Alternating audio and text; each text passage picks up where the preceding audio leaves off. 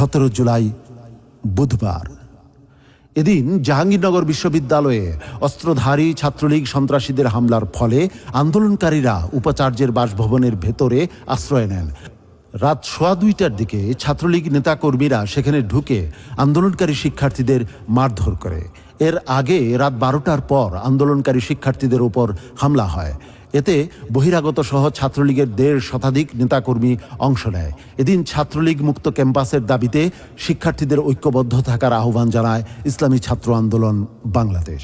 এদিন বিকেলে বরিশালে প্রথম কওমি মাদ্রাসা হিসেবে রাজপথে নেমে এসে বিশাল বিক্ষোভ মিছিল করে ইসলামী ছাত্র আন্দোলন বাংলাদেশ চরমোনাই কওমি মাদ্রাসা শাখা।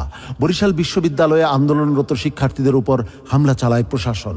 শিক্ষার্থীদের ঐক্যবদ্ধ প্রতিরোধে ববি থেকে পিছু হটে পেটুয়া বাহিনী।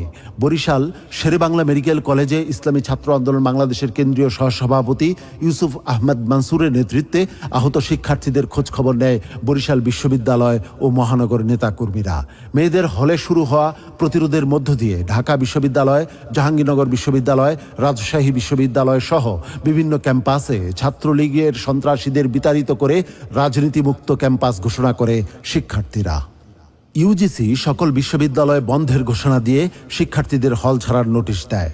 এদিন সকল মোবাইল কোম্পানিকে সরকার সকল ধরনের ইন্টারনেট সেবা বন্ধ রাখার নির্দেশ দেয়।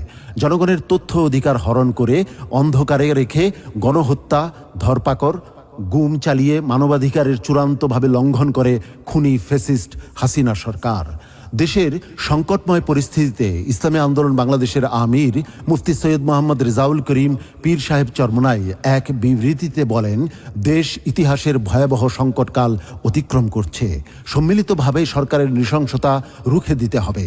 এদিন দলীয় কার্যালয়ে এক জরুরি সভা থেকে 2 দিনের কর্মসূচি ঘোষণা করেন তিনি। 18 জুলাই বৃহস্পতিবার সারা দেশে বিক্ষোভ মিছিল এবং 19 জুলাই শুক্রবার সকল মসজিদে দোয়া মাহফিলের ঘোষণা দেওয়া হয়। একদিকে শিক্ষার্থী হত্যা, অন্যদিকে লোক দেখানো মায়াকান্নার এক সাজানো নাটকে অভিনয় করতে সন্ধ্যা 7:30টায় জাতির উদ্দেশ্যে ভাষণ দেয় ফ্যাসিস্ট হাসিনা।